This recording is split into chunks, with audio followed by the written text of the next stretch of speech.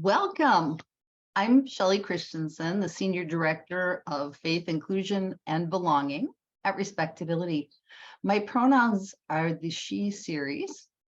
I'm a white woman with dark, curly, shoulder-length hair, and I'm wearing a royal blue top and dark blue glasses. This presentation has ASL interpretation. Live transcription is also provided. Just hit the CC button on Zoom to enable live transcription, or you can hit the link in the chat box to view as a separate window. We'll be meeting our guest, Judy Heumann, in just a moment. RespectAbility is a diverse, disability-led nonprofit, and in 2003, we're celebrating our 10th anniversary. Our mission is to fight stigmas and obstacles and advance opportunities in all of life's domains so people with disabilities can participate fully in all aspects of community life. Our work is based on 4 pillars: entertainment and news media, policy and workforce development, leadership, and faith, inclusion, and belonging. In faith, inclusion, and belonging, we elevate the voices of people with disabilities through our work with North American, regional, and local faith-based organizations. Our work encompasses the diversity of faith, religions, and spirituality. We're the home of Jewish Disability Awareness, Acceptance, and Inclusion Month, which starts tomorrow.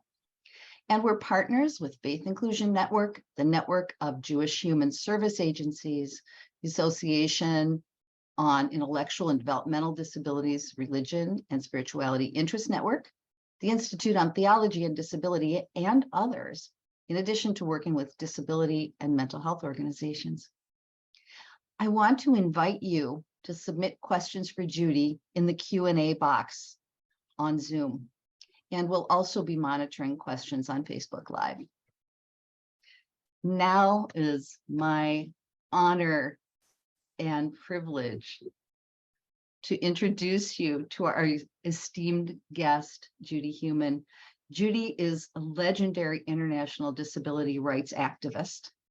She is the author of Being Human, an Unrepentant Memoir of a Disability Rights Activist. Judy grew up in Brooklyn, New York, the daughter of German Jewish refugees and Holocaust survivors. She grew up in a time without legal protections for disabled people. Through her activism, she was instrumental in the passing of Section 504 of the Rehabilitation Act of 1973, the first large piece of federal legislation to legally protect the rights of disabled people in the United States. Judy has worked in high-level positions with both the Clinton and Obama administrations, and she has extensive experience working with and leading nonprofit organizations centered on disability rights. Judy has directed her efforts toward working with the Jewish community to address ableism since the 1980s. In the midst of conversations and work around social justice within the Jewish community, Judy is excited to ensure disability is a vital part of our justice work. Now, I'm sure many of you have seen Crip Camp, the film that tells about the emergence of disability rights and activism, the movement. Judy's prominence as a leader is captured in this award-winning film. Let's take a moment to watch the trailer for Crip Camp. Watch the trailer for Crip Camp at the link in the description. Welcome, Judy. Nice to be here. I've seen that so many times, but every time I see it, I smile. Oh, I'm never bored. I get chills. And then I want to stand up at the end and go harken back to the 60s and 70s and just go, yes, let's do it. Oh my gosh. And you talk about that time, the protest so beautifully in your book. So that brings us to the first question I have for you, Judy. Why did you decide to write Being Human, an unrepentant memoir of a disabilities rights activist? Well, because people approached me, I didn't reach out to anybody else for many years, because the kind of work that I've done a lot of public speaking for decades, and I've always included personal stories because they're things I relate to, and I think I like to hear, or I know I like to hear other people's stories and learn about what people have done to resolve issues. And then people would come up to me and say, have you ever thought about writing a book? In part, I think because I really had the opportunity for decades also to travel.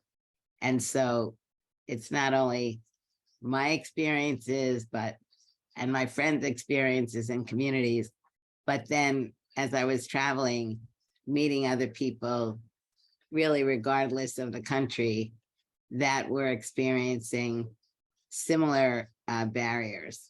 The magnitude might be different, the socioeconomic status of the country is different, but in the end, very significantly focusing on the dehumanization of disabled people. So anyway, I was reached out to by a company that said, would you be interested in writing a book? And then looking at that book becoming a movie. And I was like, I've never done this before. I'm not going to be able to write it by myself. So I have an agent, and they gave me a number of people's resumes to look at to see who I would be interested in working with to co-write the book. And Kristen Joyner is the person that I selected. And that was a great journey in working on this book. Wow, what was it like to tell your life story, Judy? Well, it took a number of years. And of course, Kristen never lived in DC, which is where I live.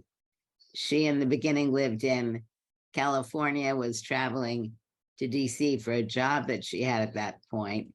But then she left that job. She went back to San Francisco, and then her husband got a job in New Zealand, where he was from. So I worked with her between San Francisco and DC, then San Francisco, then New Zealand. So it was a challenge in and of itself. And, then life moves forward in both her family life and mine. Ultimately, we started talking about the whole process in the fall of 2016, right after Hillary Clinton lost the election, which also meant that I was out of a job because I worked in the Obama administration. I would have worked in hers. And so everything was kind of like up in the air. So how was it to write or to be involved in thinking about and writing my story? I think it was a very learning experience and really made me have to dig more deeply into how I wanted the story to be told. And it also meant that Kristen, who really knew very little about disability and was a feminist and had done writing in the area of women's issues, but never on disability. So it was a lot of different challenges and opportunities. You can see that we really melded together on being able to bring my voice forward. And, it was a process of talking, her drafting, my reviewing, my changing back and forth. And for me, I think one of the important parts about this was really learning how I could, and I had to, when working with her, be completely honest. I didn't like this. This is the way I wanted it. Came back and it was still not exactly as I wanted it. And go back and forth. And then also learning about people's writing styles, more than just their words, but what spaces do they need to be able to get into to do the thought process of creating how I wanted my voice to be reflected. So it was a great learning experience. It was a great partnership, Judy, from the outside looking in. My husband and I listened to the book over the summer when we were on a road trip, and Allie Allie Stroker is incredible.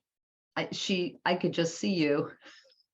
I heard your voice. And every time we stopped for a rest stop or lunch or something, we'd come back to the car and we go, okay, let's get Judy back on. So Allie Stroker is, for those of you who don't know and haven't listened to the audio, I asked her if she would be willing to read both the adult version, Being Human, and then Rolling Warrior, which is the young adult version.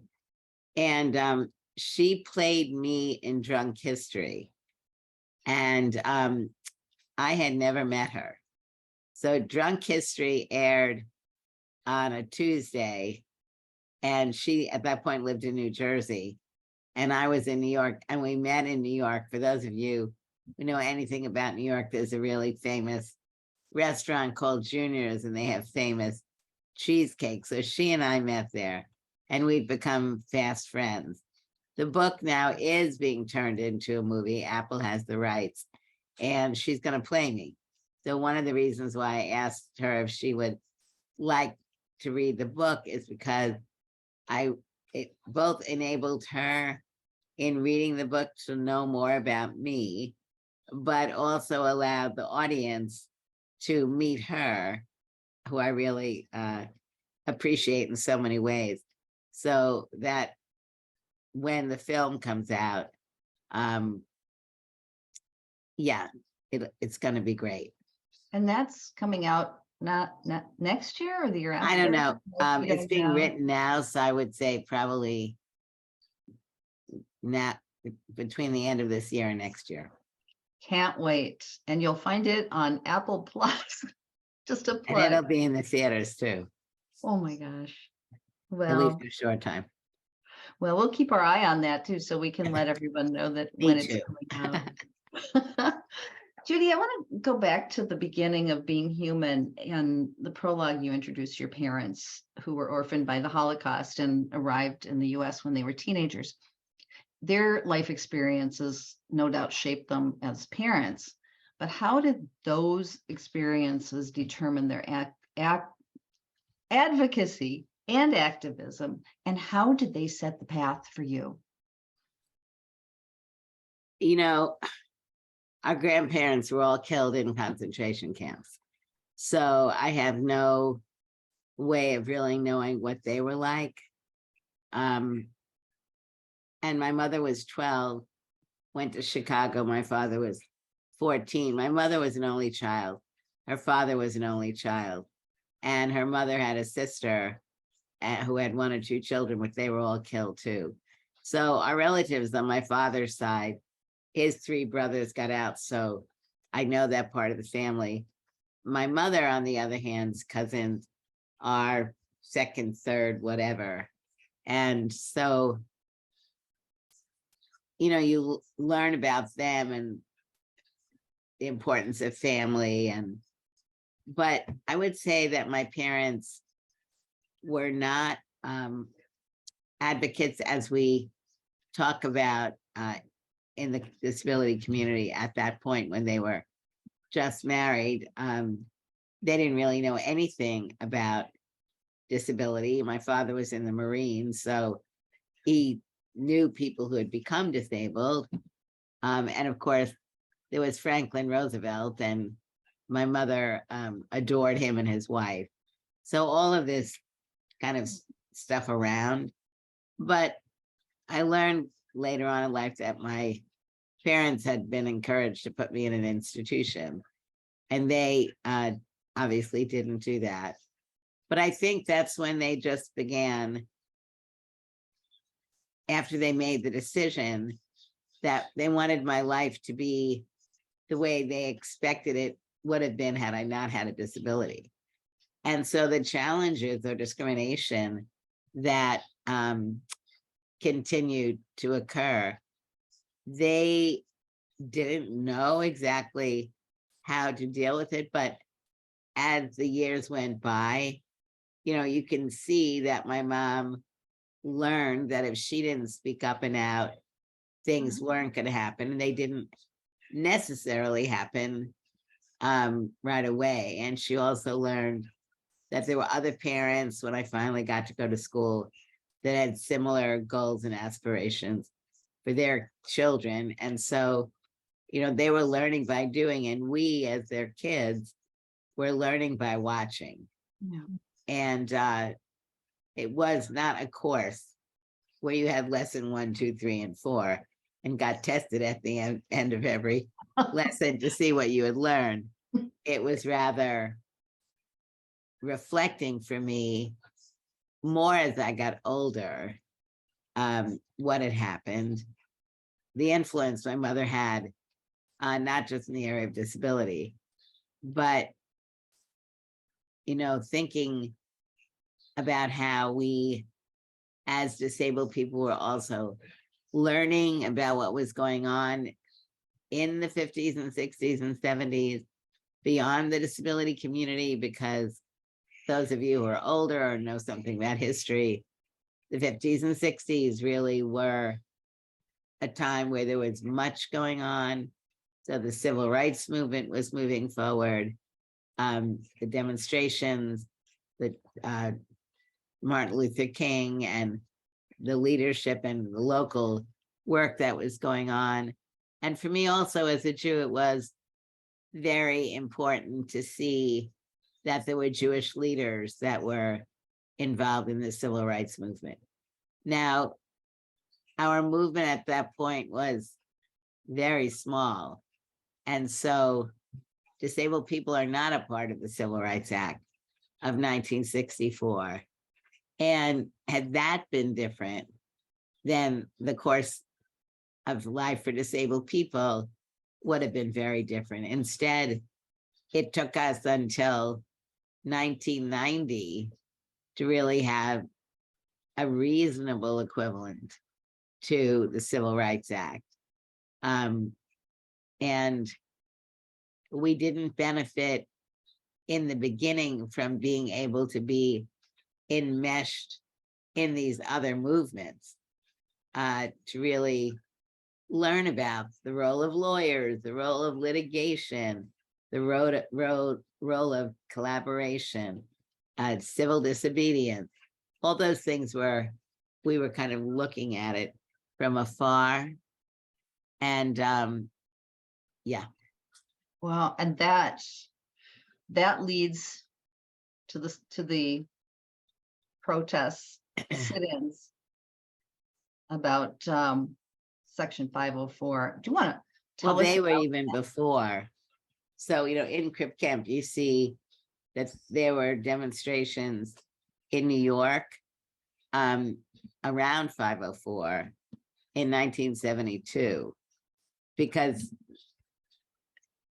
Section 504 is a provision in a law, the Rehabilitation Act of ultimately 1973, but it was passed by Congress in 1972, but Nixon vetoed it twice.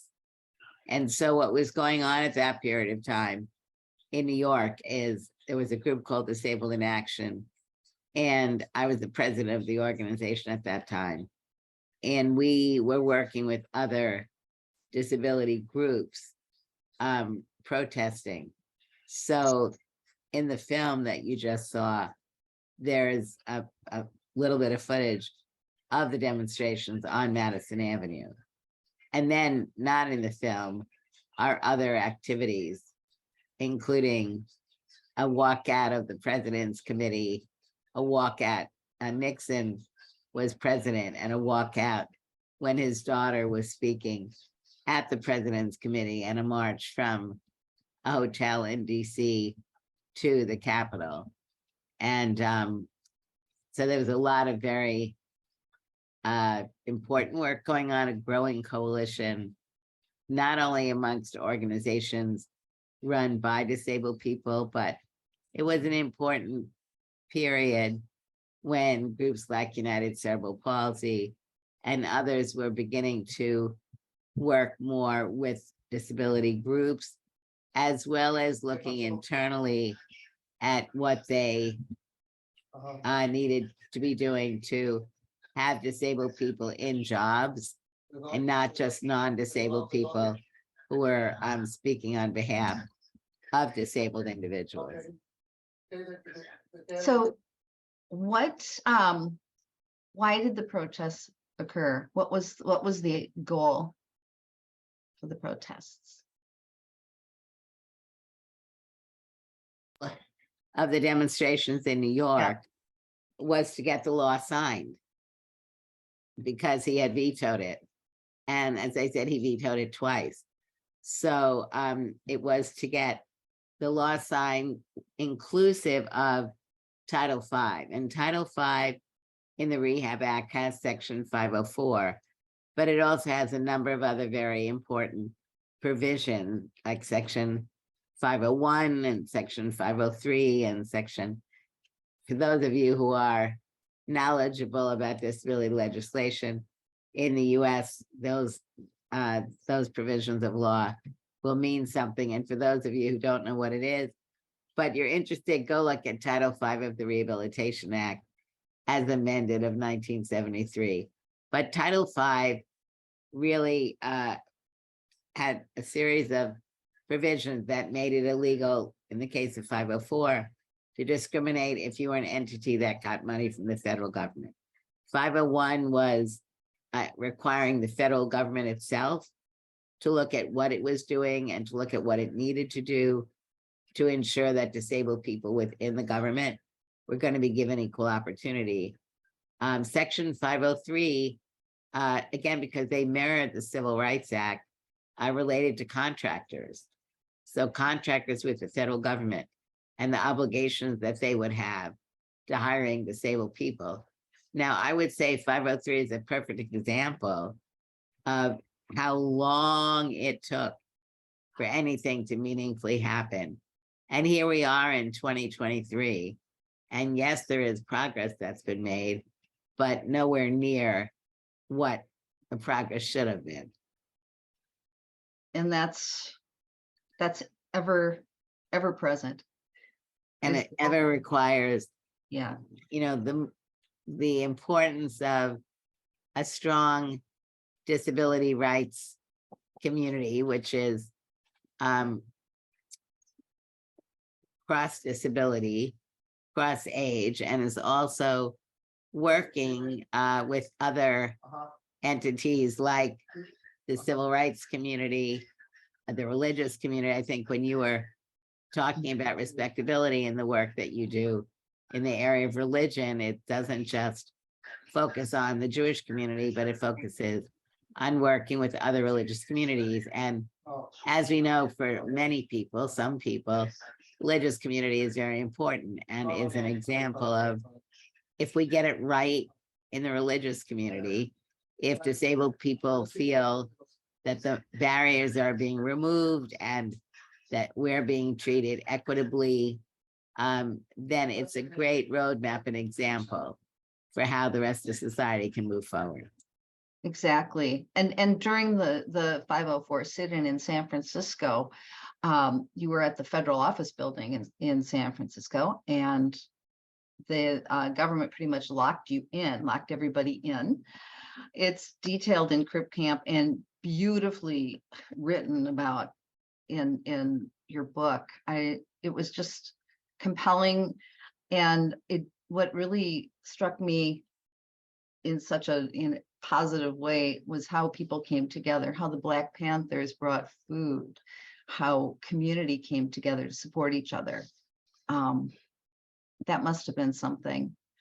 Go ahead. No, I was just going to say, it was, at that point I had moved from Brooklyn to Berkeley. And I think what was very important about what was going on in Berkeley was working with a very broad group, not just disability rights groups, but the religious community, labor unions, legislators, on and on, the women's movement, the Grey Panthers, because our objective with the 504 demonstrations, like with much of the work that we were doing and still is it's not only valuable for the disability community to fight for our rights, but it's also valuable that the broader society also understands that disability is a normal part of life. And unlike race or religion or gender, people should be expecting that they or a family member or a friend may acquire a visible or invisible disability. And so looking at how we need to be recreating and restructuring our societies may at the moment seem as though it doesn't impact you, but in the future may well be impacting you. And now I don't mean you, Shelley, specifically, but the broader you. Hello. Yeah, but I It hope, is. but you think about it. But I'm talking about for people True. who don't think about it, and not only don't think about it, but don't want to be reminded of the fact that disability is something that people need to be prepared for. And I don't mean that in a negative way, but, have more knowledge about how disability can impact someone's life, and learning about what we need to be supporting as people living in our communities in areas like construction or policies on transportation or medical services, home and community-based services, education, transportation, on and on. And faith community engagement, which kind of leads us to just some reflection. This is the 14th year of Jewish Disability Awareness, Acceptance, and Inclusion Month. And it's been influential in raising awareness, but it's what happens the other 11 months that matter the most. What advice would you give to disabled people who want to engage and participate and belong to a spiritual or religious community of that they choose? Well, I would say that it's not all up to us. I would say that whatever religious community needs to recognize that, there are 60 whatever million disabled people in the US, and we represent a sizable population, and we are intergenerational. And when you think about the religious community, and when it is not taking into consideration who the population is, it also means that you don't get congregants, you lose congregants. And at this point in time, I think it's really important that religious communities are looking, because they are looking at what do they need to do to modernize, what do they need to do to make people feel that whatever your religion and practice is, it can be an important spiritual part of people's lives. I would say, my experiences, I go to a synagogue in DC called Addis Israel, and we've been working on the issue of inclusivity, at least since 2011 or 12. And it's been gradual, and I would say we're making good progress, but people would acknowledge we're not yet where we need to be rather. And I think we've been very fortunate.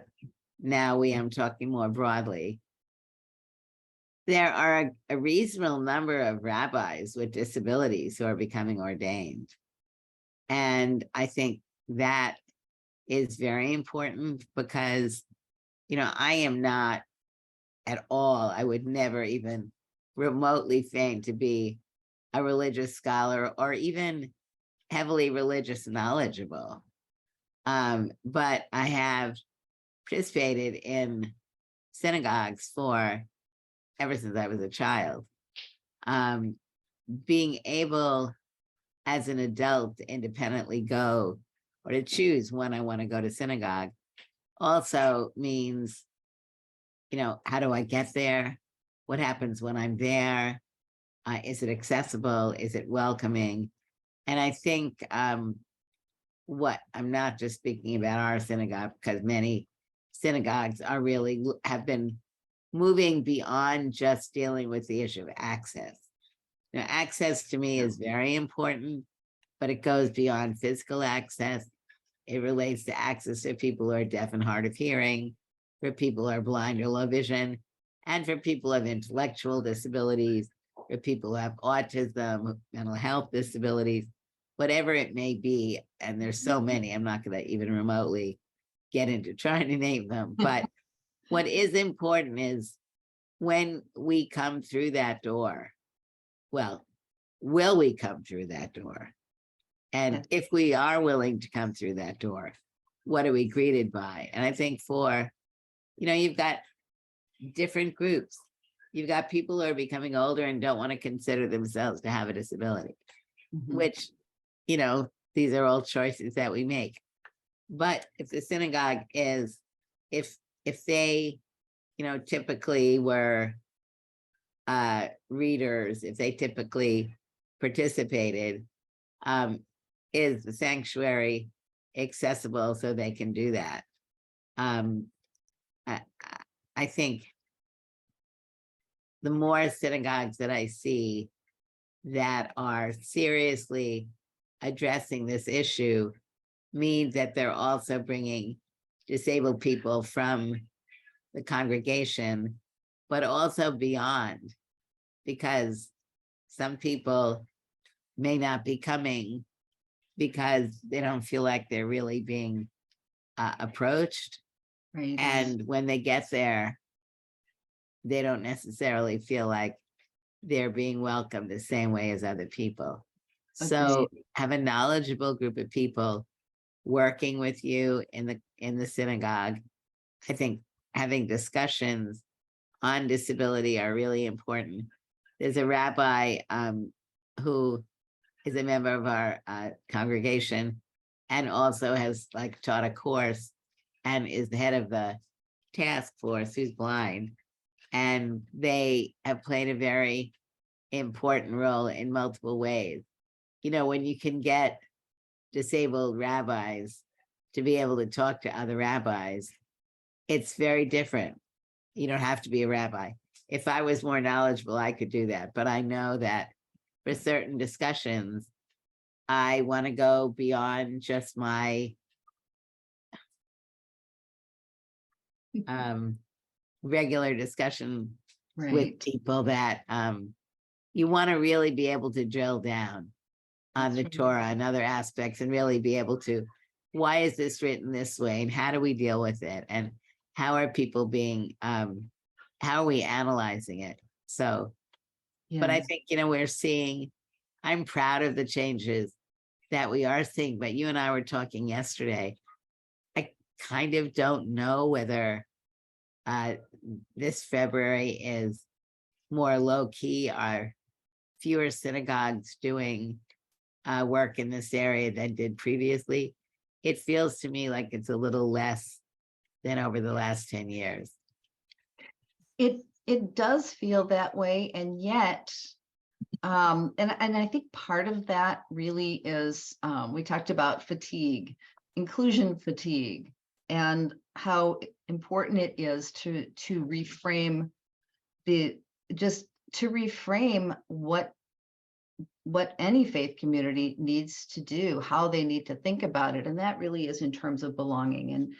And, and if somebody walks in or comes in, however they come in to let's say a service, and they're ignored, they're treated as if they're invisible. They're told, well, sit over in that section. That's for you people. Oh, yes, we have a program for you people. That defeats everything about what faith communities strive to be. A place of warmth, a place of welcome, a place of support, a place where all people are heard so that they can participate in any and all activities, and to have those supports available. So, there's still so much work to do to really pull these obstacles, these attitudes and these beliefs away. And, so I just think this is an opportunity with JDAIM, but there's so much more that we need to do. You've said that so long, so many times.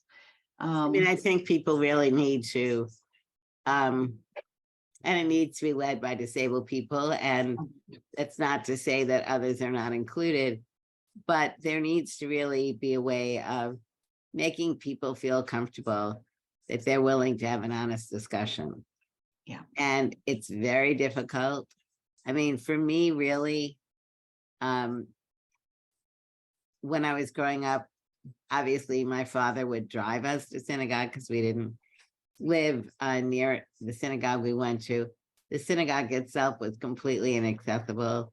It was, the property was bought by German Jews, and accessibility was really obviously nothing they were thinking about. So, I was carried up 1 or 2 flights of stairs to get to the area of worship till they moved it downstairs. But what I think we're seeing is, as people are bringing the voices of disabled people in and allowing discussions to happen. I mean, Lynn Landsberg, the late Lynn Landsberg, may her memory be for a blessing, who headed up the Religious Action Committee's work in disability, was a disabled rabbi, and she was amazing. And she was amazing because she came from 2 worlds. She acquired her disability after she was a rabbi. Yeah. So she was able to really see these issues from both vantage points.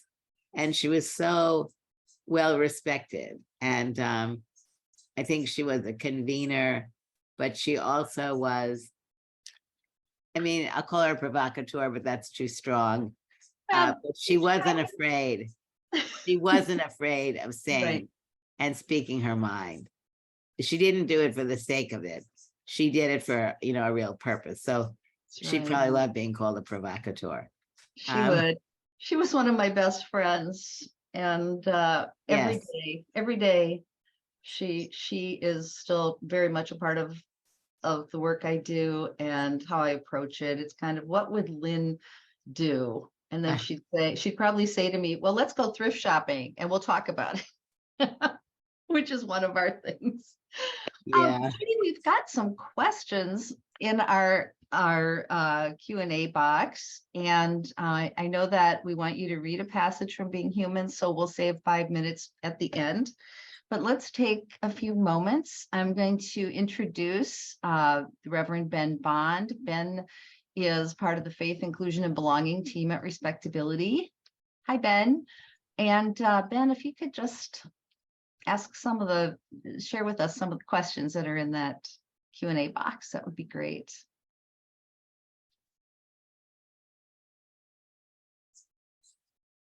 You muted. Oh, thank you, Judy. Yeah, absolute pleasure to meet everybody. As Shelley said, I'm the Faith, Inclusion, and Belonging Associate here at RespectAbility. I am a white male-presenting genderqueer person with glasses, brown hair, and a beard, wearing a black shirt. Apologies for going fast there for our ASL interpreters. Yes, so we have a lot of wonderful questions. One of the questions that I'll start off with from Katie Grosh is, the question is, in your book, you write about religious and spiritual practices during the 504 sit-in, like lighting Shabbat candles and occupying the federal building.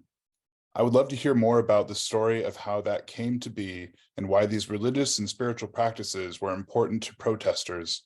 How can spiritual practices help our activism?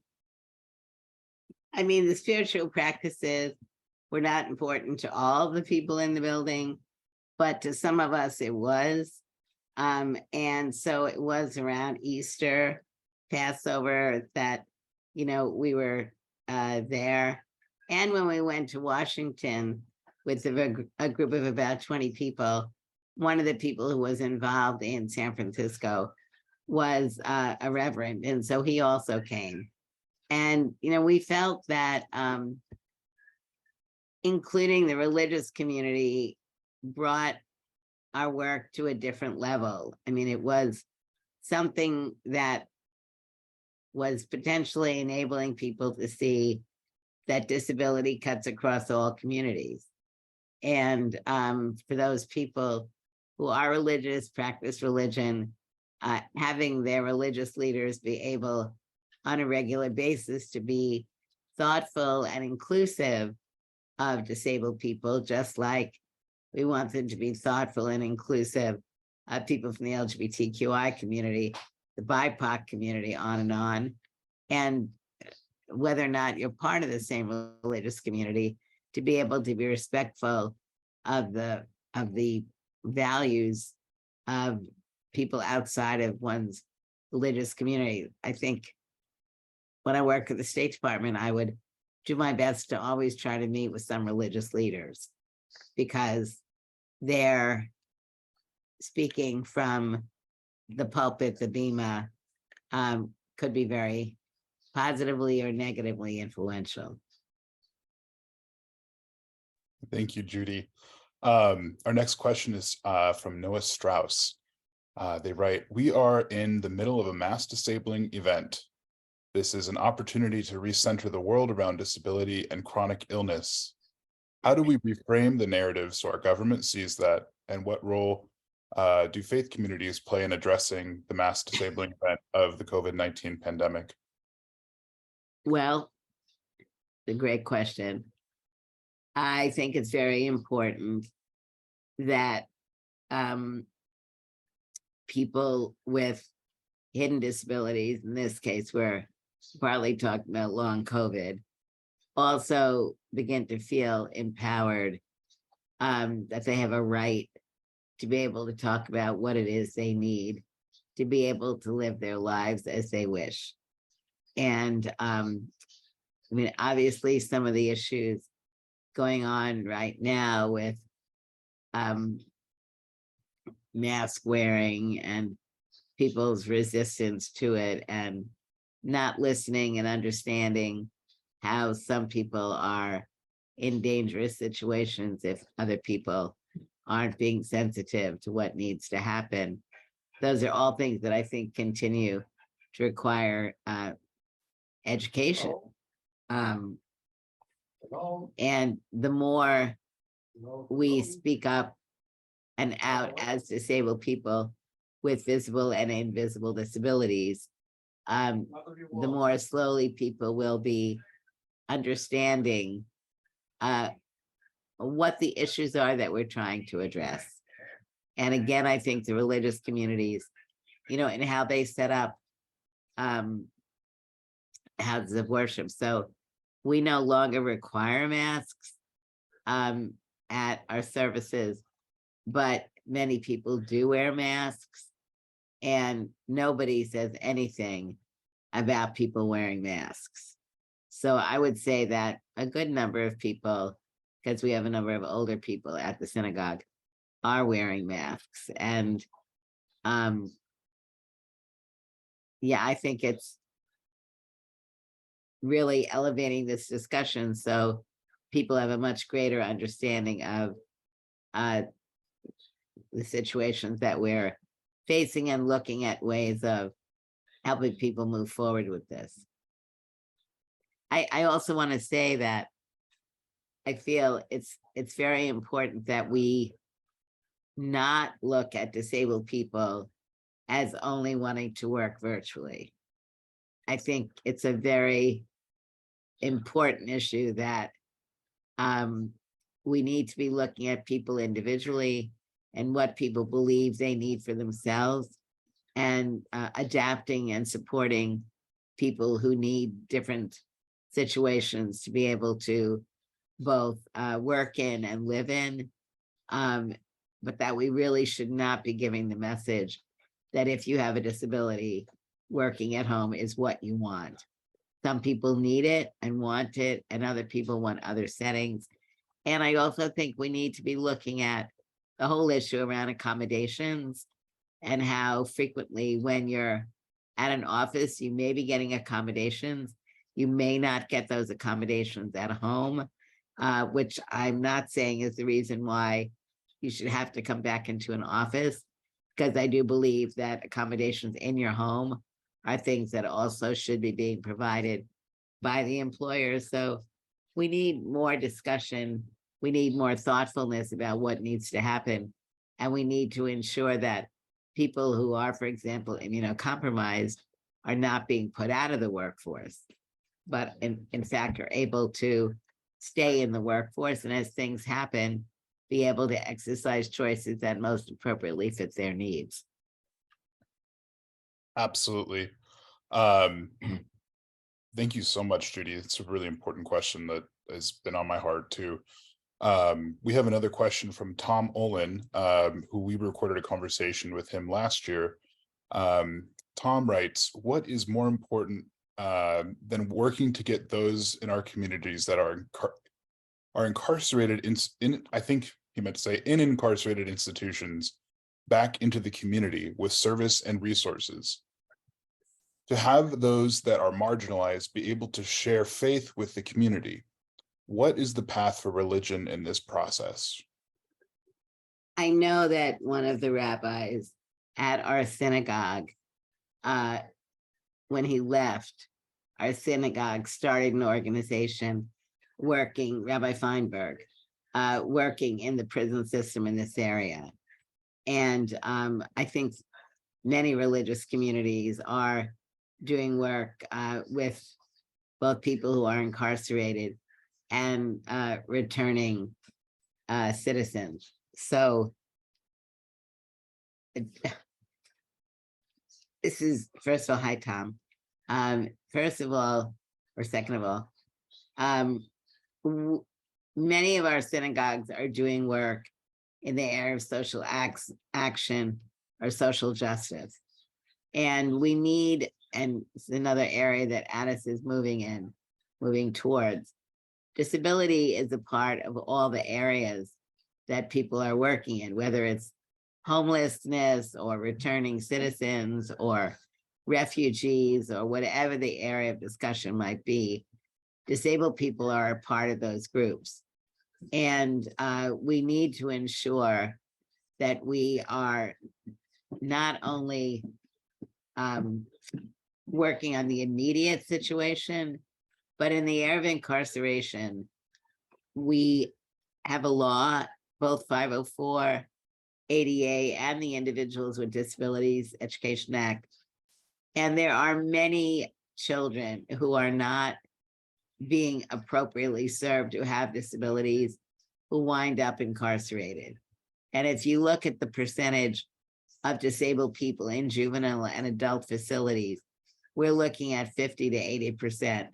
So I think we not only need to be working on those people who are currently in systems like the prison system, but we also need to be looking at how we influence federal, state, and local policy.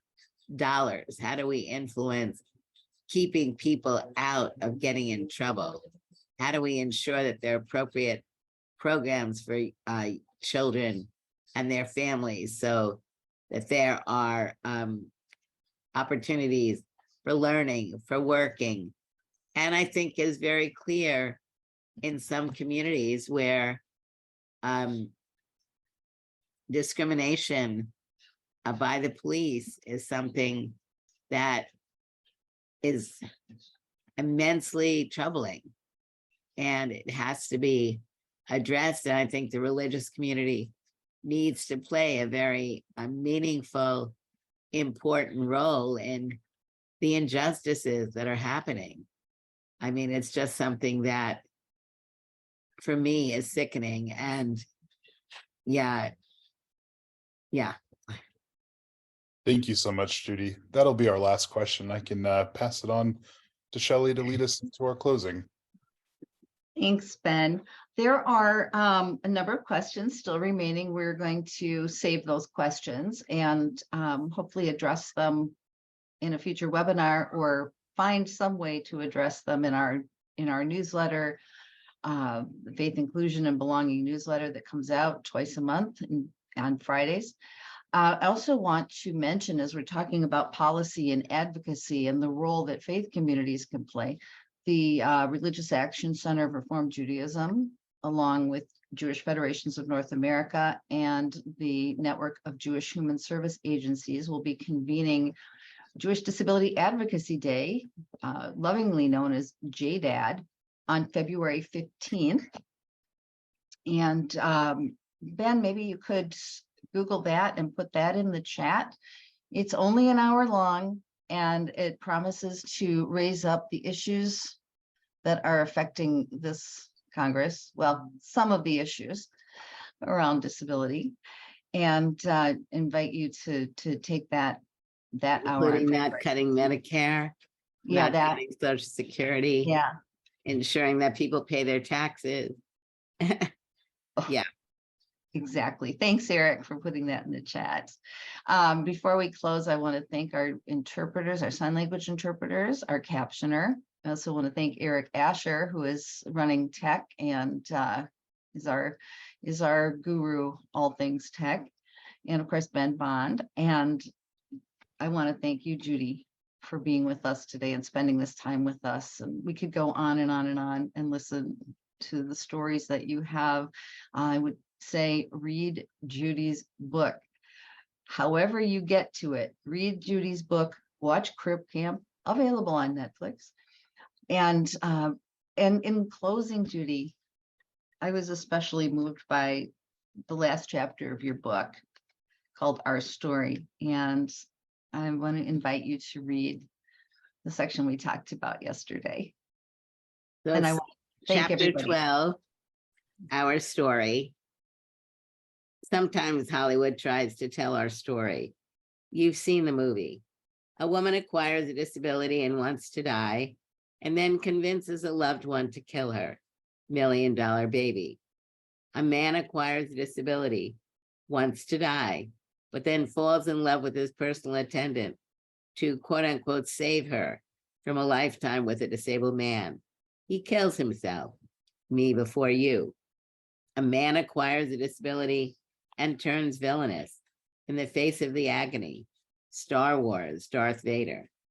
Disability is seen as a burden, a tragedy. But what if it wasn't? What if someone's story began with the words, I never wished I didn't have a disability? Even today, it is difficult for me to remember how I felt the night before my mother took me to register for kindergarten. How carefully I picked my dress and laid it out for my first day at school. How painful it was to feel rejected. In my own mind, there were no barriers to what I could have learned or what I could achieve. All the barriers came from outside of me. Has having a disability made me different than I would have been?